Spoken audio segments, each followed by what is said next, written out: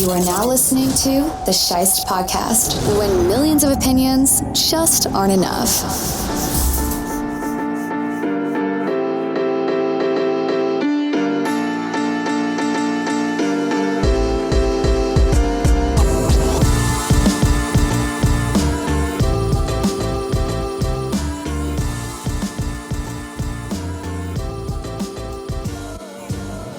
Hello, everybody, and welcome back to the Scheist Podcast. I'm your host, Nick Scheist, and I know it's been a little while since we've gotten together.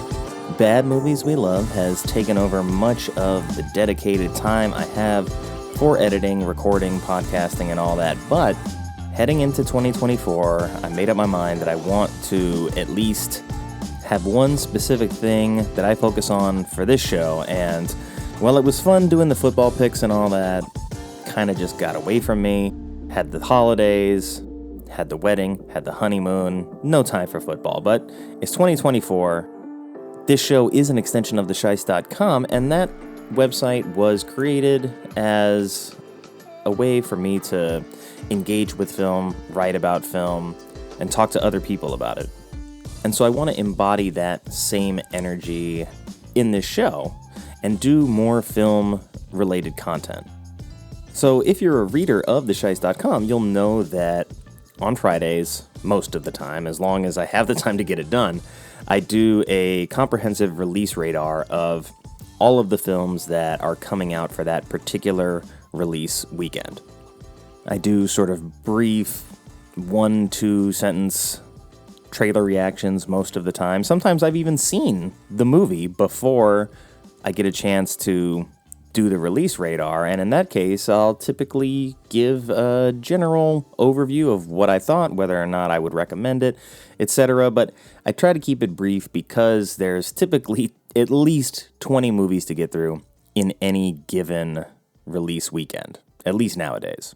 And so for the purposes of what I'm going to do here, I just want to talk about everything that I watched from the beginning of the week and the beginning of the year until now. So welcome to This Week at the Movies.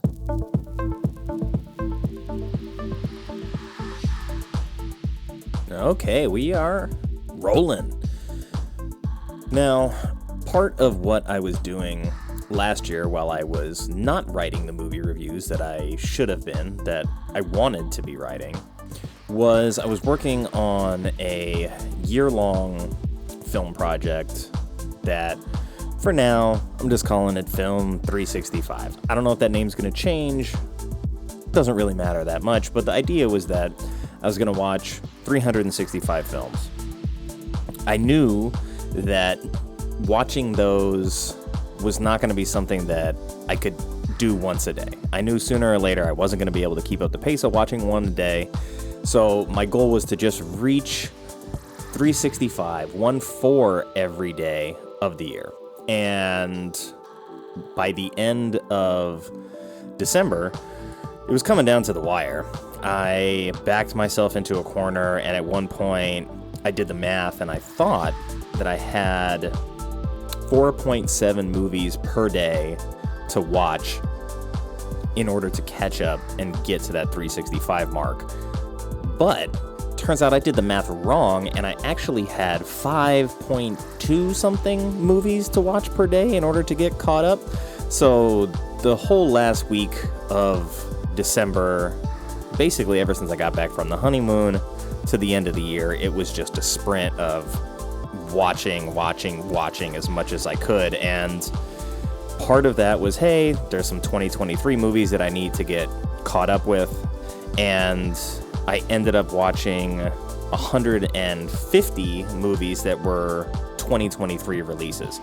And I did ultimately get to that 365 number. I think I finished at 366 was the final count at the end of December 31st. So that number of 2023 films I watched has grown because typically during the first month of the new year, I'm spending a lot of that time playing catch up for all of the stuff that I didn't get a chance to see in theaters or on streaming, wherever, that was 2023 slated releases that I feel like I would have an incomplete picture of the cinema year from my perspective if I don't catch up and watch those films.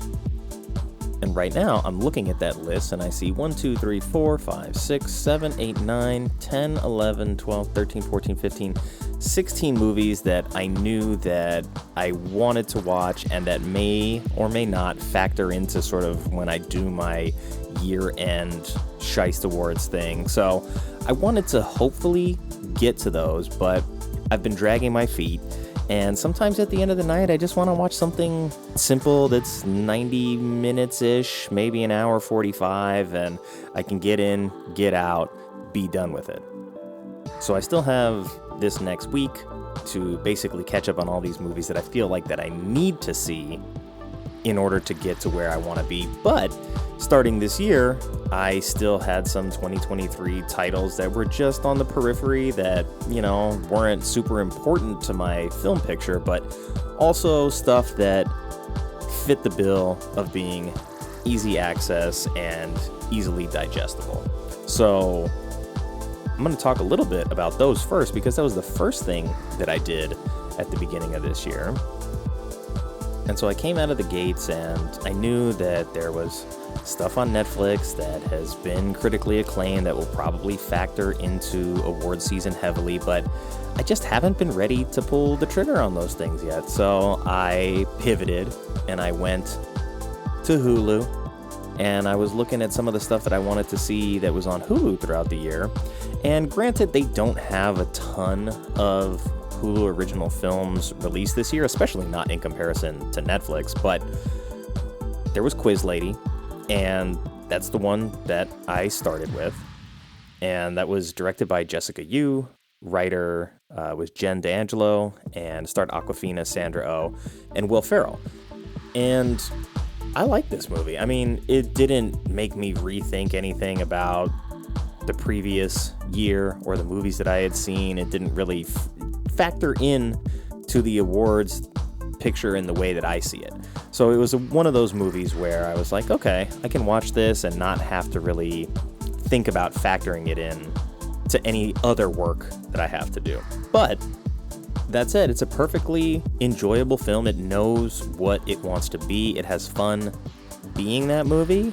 And I really want to see Sandra Oh do more kind of zany, insane sort of comedy roles like this. And I hope that this sort of opens the door, but you really did have a nice, robust overall cast for this. I mean, Holland Taylor plays the very annoyed, nosy neighbor, and she plays that very well. Of course, Will Ferrell is playing the talk show host in this, well, game show host, I should say. And we've got Jason Schwartzman being just a complete smarmy douchebag. You've got Paul Rubens here in a supporting role, Tony Hale as well. So a lot of faces that you would recognize and that would probably give you maybe a little added incentive to watch this movie. So if you haven't checked it out, it's one of those 2023 stragglers, but it is something that I enjoyed and I would probably recommend, especially if you're looking for something that isn't too heady. Maybe award season and all the talk of all these, highly acclaimed movies and all these prestigious awards has gotten a little tiresome. I know by the time the Oscars roll around, it's going to be very tiresome, which is why that January release calendar last year had stuff like Megan. This year we get stuff like The Beekeeper. So I like sort of flipping the coin and being able to do that at the beginning of the year as well. From there, I went straight to another Hulu original, and that was The Mill, which was a sci-fi horror film, I guess, but it was more like sci-fi mystery, and I think to me it felt like an episode of Black Mirror, I guess. Maybe a little bit too long for that, but that was the general vibe. And that was directed by Sean King O'Grady, written by Jeffrey David Thomas, starring Lil Rel Howery, Pat Healy, Karen Obolom, and it's about this guy who finds himself in sort of like a work internment camp and doesn't know why he's there, doesn't know the purpose of what the work is, And the more it unfolds, you get this understanding that the reason that he is there is directly related to his career and sort of how he envisions the future of his job. And I would say for the first half of it, as you as the audience, me as the audience is forced to ask a lot of questions, it is not super satisfying. And then it sort of turns a corner in the last half, and as you start to get more of those answers, it becomes a much more interesting project. And Howery is good in the lead. I think he is a solid dramatic actor who is capable of lead dramatic roles. I feel like this movie in particular maybe gave him too much to do in that sense, in that of the hour 46, it's almost him on screen by himself alone for, I want to say, like an hour and a half of that. And when you have an actor like Pat Healy, who could have played a much larger role earlier in the film, and he's sort of disembodied, so you know that there is a character there, but you don't get to interact with him in a way that makes it meaningful towards the final push of the story. So I just feel like with a guy that's as skilled of a supporting character actor as Pat Healy, you really want to use him. But I also understand this being a vehicle to show Howery as a leading man and a leading dramatic actor as well. But I feel like in terms of getting the best out of this story, it could have had some small tweaks to make it a little bit more functional in that way. Ultimately, I ended up liking it too. I actually had like a fairly long discussion with my wife about it after the fact, so that's typically a good sign. Moving on, I don't know that I'm going to always inject older movies that I end up watching, because I want This Week at the Movies to be focused around either stuff that was in theaters that I just saw and stuff that's coming out, more so than stuff from 10, 11 years ago. But for the sake of this very first episode, I'm going to include it anyway. And that was Dredd from 2012. And that's directed by Pete Travis, written by John Wagner, Carlos Ezquerra, and Alex Garland, who you know from Ex Machina and many other things since then.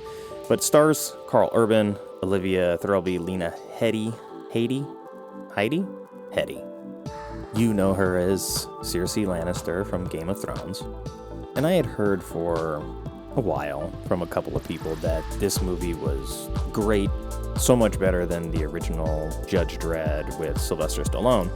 And I have a soft spot for that movie. It's a bad movies we love kind of movie for sure, but I think Stallone's charisma and Armand Assante's charisma are both the main points of watchability for that film. And so to pivot to Karl Urban, who's a good actor, by the way, but to have him be very mechanical almost the whole time, never takes his helmet off, I guess that's more true to the comic book character, but it makes for a very different viewing experience. And ultimately what I walked away from it thinking was that there is not a huge gap in overall quality between the two movies, at least when it comes to enjoyment. I feel like Dredd in 2012 did a better job of understanding the movie that it wanted to be and executing that movie as such. But to me, it lacked some of the charm of the Stallone one. So ultimately good, I did like it, but I don't know that I really have a preference between the two. I would have to really think about that a lot harder. After that, I went back to the movie theater and I had the choice between Anyone But You, which I'm really not interested in, but I need to check off some 2023 films.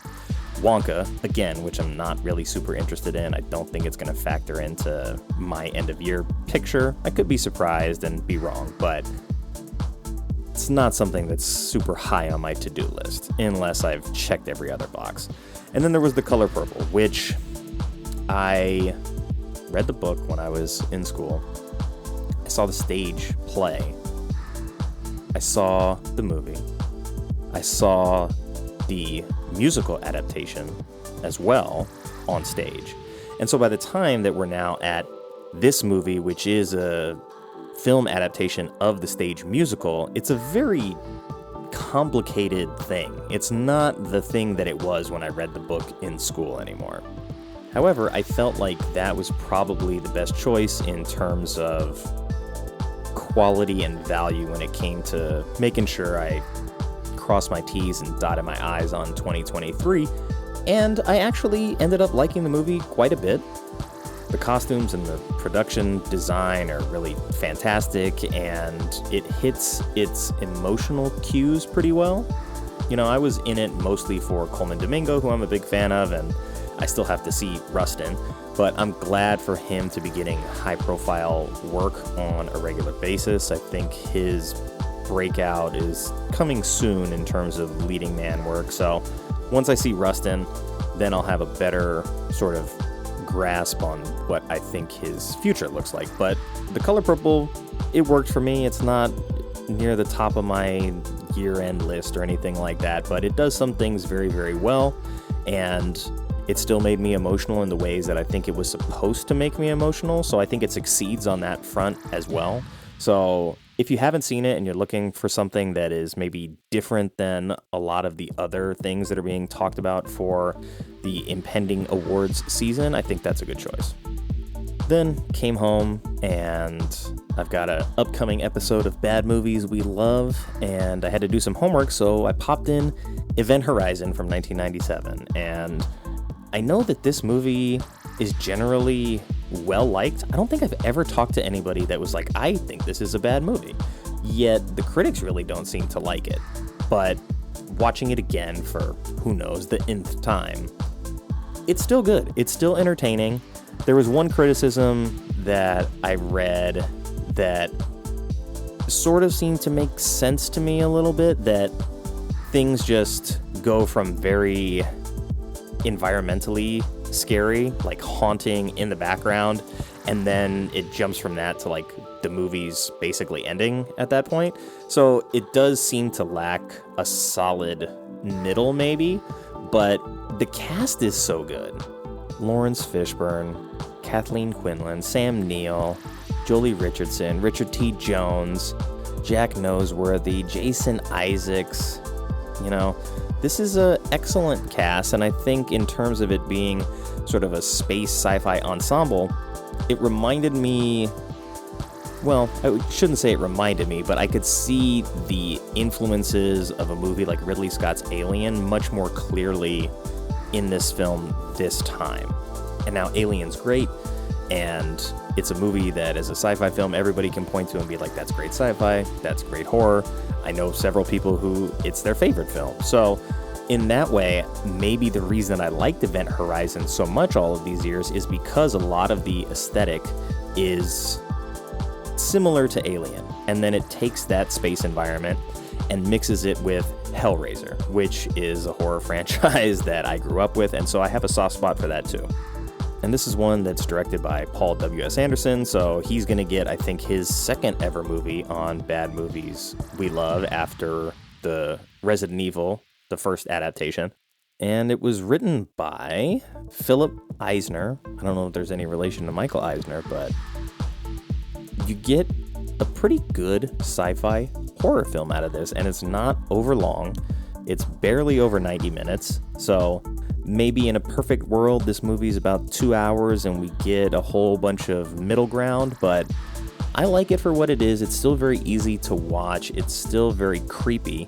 And ultimately, I think when I take a step back and I look at it, what I want is a prequel, a requel? I don't even know what it would be at this point, but I want to see what happened to the first crew, because that movie seems very intense, very dark. When you get the glimpses of how gory this movie can be, but doesn't show you very often, that movie, I think, would be very watchable, because you still get the same ship, you still get sort of the same concept, but we get to see that really dark alternate dimension that the ship traveled to and exactly what happened to that first crew. And I don't know how, with all of the remakes that have happened, with all of the intellectual property just being recycled at this point, how this idea has never made it to the top of the food chain for anybody. So if anybody's listening to this, please, please, please, let's get that movie made.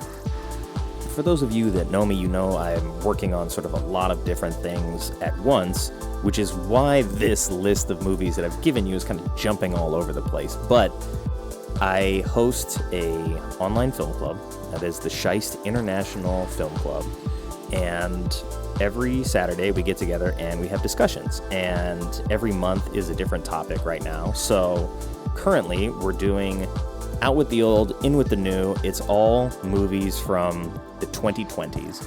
So everybody submits a pick. It goes in the bingo cage, or the Wheel of Destiny in this case. I spin the wheel, and then the wheel chooses. And we had a couple of postponements, but the first thing that we ended up having as a quote-unquote assignment was Spree from 2020, and that's directed by Eugene Kotlyarenko, and he wrote it with Gene McHugh, stars Joe Keery, who you probably would recognize most from Stranger Things.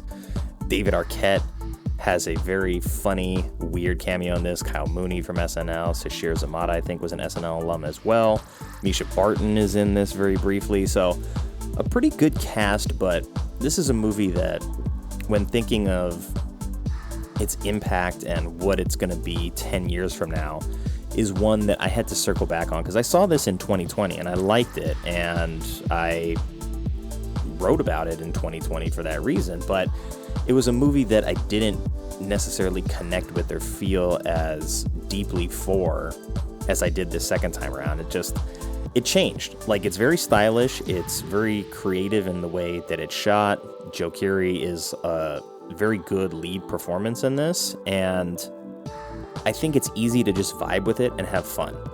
And that's what I did the first time. But in watching it the second time, I ended up feeling just this huge sense of sadness for this character, and I think that's ultimately what the purpose of the movie is, because the commentary on social media culture and this pursuit, this like infinite draining pursuit of likes, of affirmation, just drives people to do very strange things. And so it's much more critical of social media than I thought it was the first time, even though I knew it was being critical of it. It felt sharper, it felt more adept, and I think part of that is because when I first watched it in 2020, that was like the beginning of me spending a significant amount of time on social media. I had a Facebook account, I had Instagram, I had Twitter since 2012 or whatever. So it's like I had these accounts, but I just never spent a ton of time on them, interacting with people. And then the pandemic hits, and so I'm on Twitter, like looking for social interaction a little bit more. And so over the course of those 3 years between watching that movie and watching it again for the purpose of the film club, it changed, and I felt like it was a much more impactful film than I had given it credit for the first time, even though I liked it. So if you haven't seen Spree, it is stylish, modern, synth techno horror, which is a lot of fun, but also keep an eye out for some of the subtleties in that as well. Last night, I went back to the theaters to check out one of those 2023 movies that, I don't know, it's basically getting released in 2024. It's one of those award season things that's super annoying, and I'm sick of it at this point. Like, everybody knows that we've got a particular calendar year for film, and, they release these movies in super limited release just to make sure that it technically premieres in the year that they want to get it out there. And then it doesn't go to wide release until the following year. So all of the studios out there doing that, stop. It's really annoying. And it makes it very difficult for all of us who are film fans that like to talk about your films and support them and share them around and have these sort of nuanced discussions around them. It makes it very difficult when it's like, hey, what's your 2023, movies list looking like? What are your favorite movies from 2023? It's like, I don't know. Most of them that I really want to see are still releasing in 2024, so I'll have to let you know in 2 months. That said, the movie that I went to go see was All of Us Strangers, and that was directed by Andrew Haigh, written by Andrew Haigh, but adapted from the Taichi Yamada book.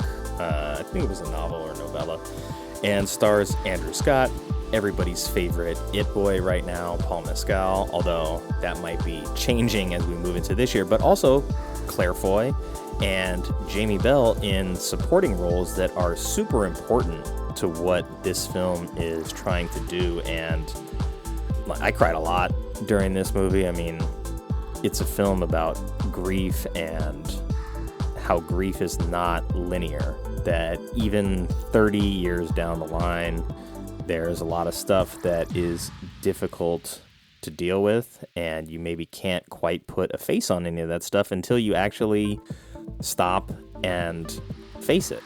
And when you run from it, it causes a lot of issues that you may not be aware of at the time. But you get really excellent performances in the lead from Andrew Scott and with Mescal as the primary supporting actor. But yeah, Jamie Bell and Claire Foy are both excellent in this. It probably hit close to home for me personally because of the subject matter of like why grief is in this film. And I'm not going to spoil it because, like I said, this movie, technically a 2023 movie, just went into actual release, nationwide release this past weekend. And the good news is that the theater was mostly pretty full, to be honest. And there was a Q&A screening with Andrew Scott at that theater earlier in the day. And I didn't find out about it until late. And so I was like, all right, maybe I can see if I can get a ticket and go to this thing at like 11:30, 11:45 in the morning. Completely sold out. So it's a really good sign for sort of independent art house cinema to have that kind of level of interest at this point, and to have that kind of support, I think, is even more important given what this movie is. And like I said, don't want to spoil it, but I thought it was excellent. I'm not sure if it's in my top 10 or not, because I don't really do a top 10 films list. I don't really rank movies. I don't rate movies. So I know it's good. I can confidently say it's one of the best films of the year, but I also don't know where it would fall. Like in the 150 plus movies that I've seen from 2023, I'm not sure, but I know that it's near the top without question.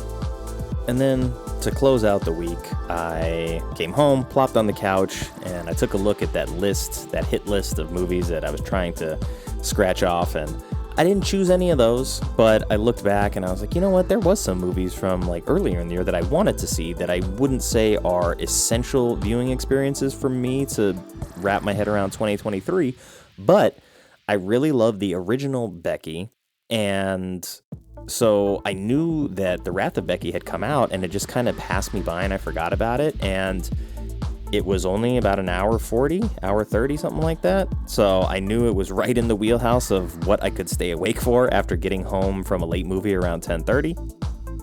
Directed by Matt Angel and Suzanne Coote, who also joined in and wrote it as well, with Nick Morris, Lane Skye, and Ruckus Skye.